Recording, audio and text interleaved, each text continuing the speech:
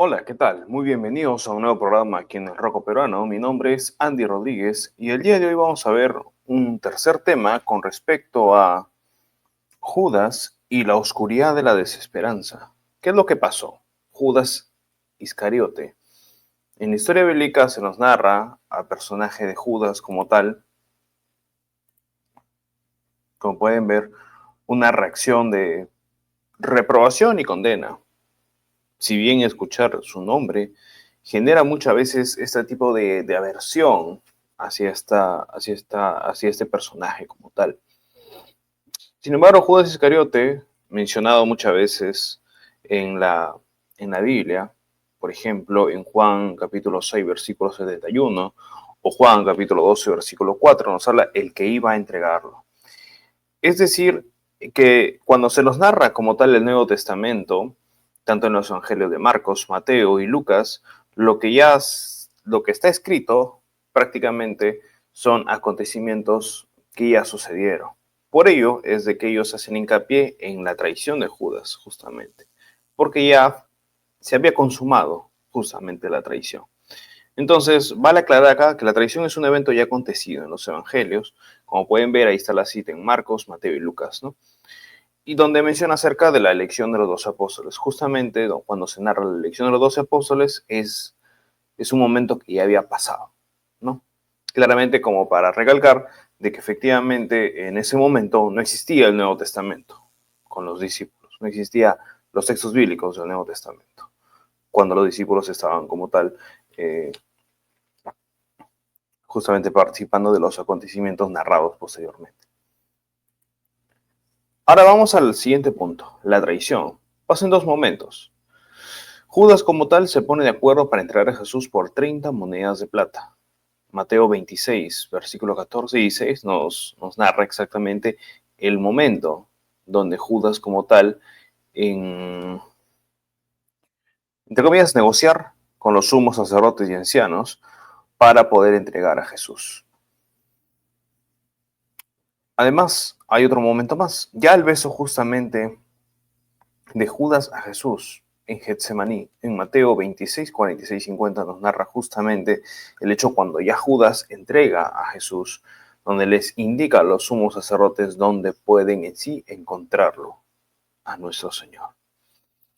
Pedro menciona la inclusión de Judas como apóstol y parte del ministerio. En Hechos capítulo 1, 17, lo que hace Pedro es poder hacer hincapié en que Judas fue parte justamente de los 12 apóstoles y ante la ausencia de él habría falta colocar, en este caso, una nueva persona que pueda asumir ese cargo, a lo cual aparece el nombre de Matías, para completar justamente los 12 apóstoles. Entonces, aquí también vale la aclaración, Pedro en capítulo 1 de Hechos, lo que sucede es de que ora al Señor para que pueda darle sabiduría y poder elegir a la persona correcta que pueda asumir, en este caso, el apostolado, ¿no? Ocupar el sitio que Judas había dejado. Entonces, vamos a ver otro aspecto importante. Jesús y Judas. Jesús lo eligió aunque quede en manifiesto que lo reconocían como ladrón. En Juan capítulo 12, versículo 6, cuando hay justamente un hecho a lo cual Judas participa y menciona que es mejor poder vender y poder dárselo hacia los pobres, a lo cual hacen alegación, mencionan de que Judas tenía esa intención, pero a la vez era peligroso porque podría quedarse con el dinero justamente de ello, a lo cual alegan como un ladrón. Y Jesús sabía de ello. ¿Qué más sabía Jesús? A quien yo diera el pan mojado, aquel es. Y mojado el pan lo dio Judas Iscariote, hijo de Simón. Jesús sabía exactamente que Judas Iscariote iba a ser el traidor. Hay de aquel por quien el Hijo del Hombre es entregado. Justamente lo que había sucedido en la última cena, en Mateo 26, 24.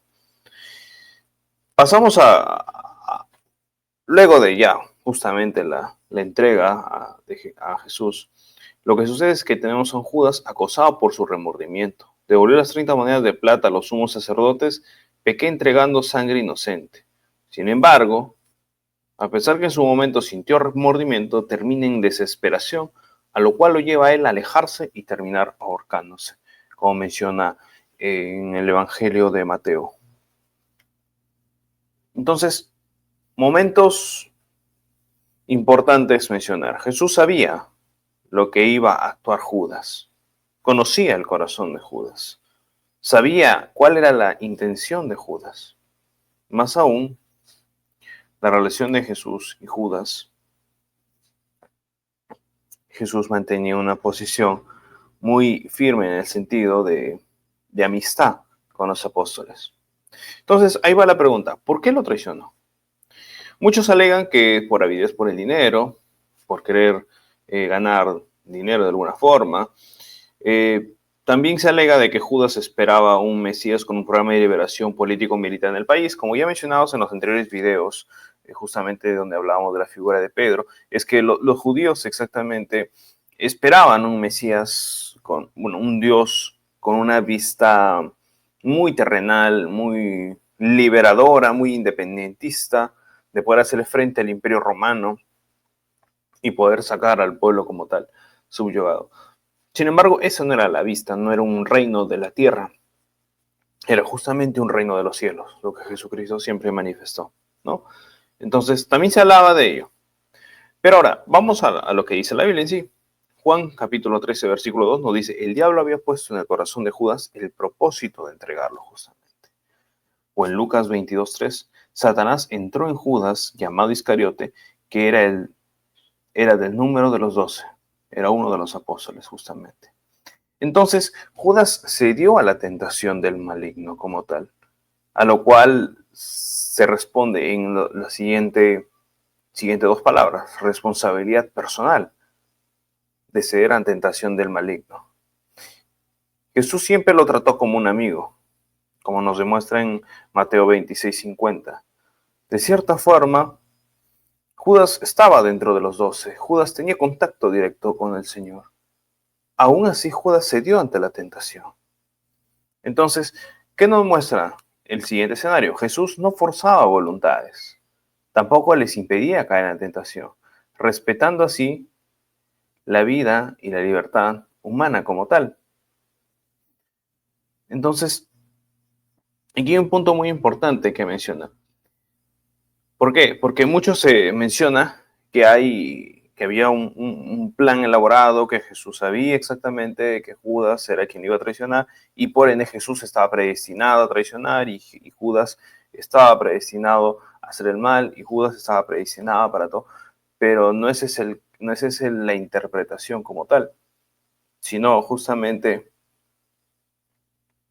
siguiendo la línea de interpretación del Papa Benedicto XVI, es que Jesús no forzaba las voluntades. Es más, queda explícito como incluso Pedro cae como está en la tentación. Cae en pecado Pedro. Y eso lo vamos a seguir en la segunda lámina. Pero esto es importante tenerlo claro, ¿no? Judas cedió ante esta tentación.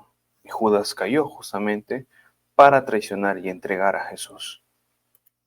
Entonces, aquí vamos a la siguiente parte, lo cual une con lo mencionado anteriormente, la perversión del corazón humano.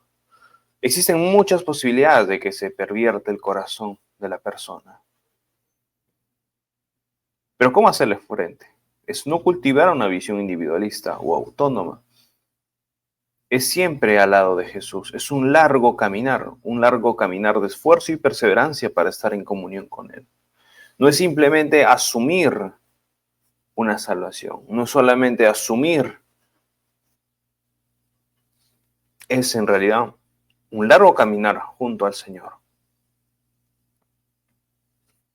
Entonces, incluso Pedro quería oponerse a Cristo. Y eso está escrito. Tus pensamientos no son los de Dios, sino de los hombres, le respondió Jesús, Marcos 8:33.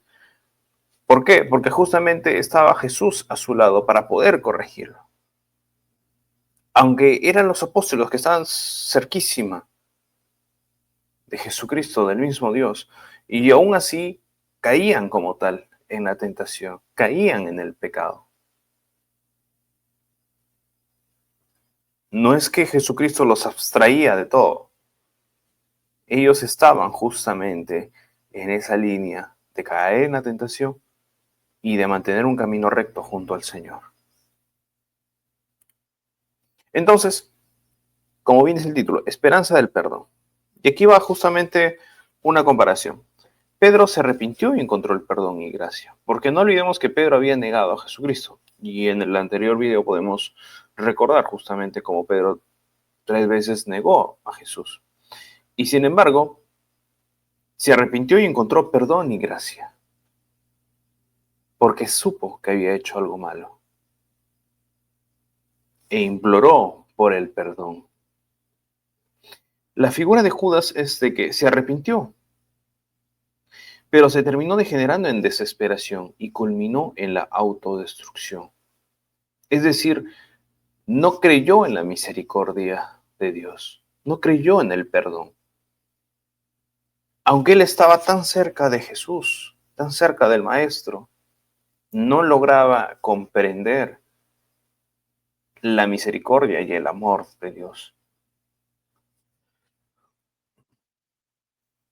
Aquí hay algo para puntualizar. San Benito nos invita en su libro titulado La Regla a no desesperar nunca de la misericordia de Dios. Porque como dice en 1 de Juan 3:20, Dios es mayor que nuestra conciencia. Entonces, sabemos que tenemos un Dios misericordioso, pero con un corazón arrepentido, pues Dios justamente te puede perdonar. Es un largo caminar y como se dice, nada está perdido. Entonces, Jesús, nuestro Salvador. ¿Por qué coloco esta lámina? Justamente porque Jesús respeta la libertad, el libre albedrío. Sin embargo, Jesús espera que nos querramos arrepentir y convertirnos. Jesús es rico en misericordia y perdón. Claro está el ejemplo. Jesucristo tenía sus 12 apóstoles. Era natural que incluso ellos mismos puedan caer en el pecado, pero a la vez nuevamente arrepentirse y continuar en el camino del Señor, buscando su perdón, buscando el camino de la salvación. Y justamente esta imagen representa a Adán y a Dios en una pintura de Miguel Ángel, en la Capilla Sixtina del Vaticano, donde claramente el dedo de Dios es el dedo que está extendido, apuntando directamente al hombre, y el hombre es quien en una pequeña inflexión no coloca en la misma dirección. Justamente es lo que representa.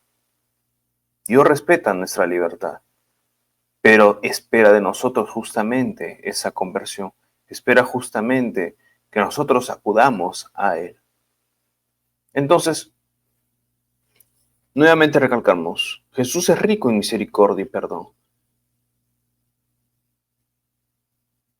Designio de Dios guía los acontecimientos y en el plan de salvación Dios asume el gesto injustificable de Judas como ocasión de entrega total del Hijo por la redención del mundo.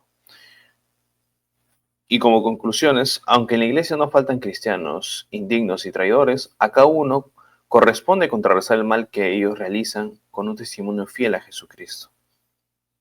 Como tal, hay esperanza, hay fe, y sabemos muy bien, como tal, que tenemos sagrados sacramentos los cuales nos vuelven a acercar a nuestro Señor. Aunque existan caídas, aunque existan pecados, aunque existan males, tener la mirada fija en el cielo y tener la mirada puesta en Jesucristo, pues nuevamente nos reordena para seguir en el camino correcto. Tengamos siempre perseverancia y esfuerzo, que ese es un largo caminar por la puerta más estrecha, pero en el camino correcto. Bueno, espero que este video haya sido de tu agrado. Espero que me ayudes a poder difundir como tal para que más personas puedan comprender esta situación.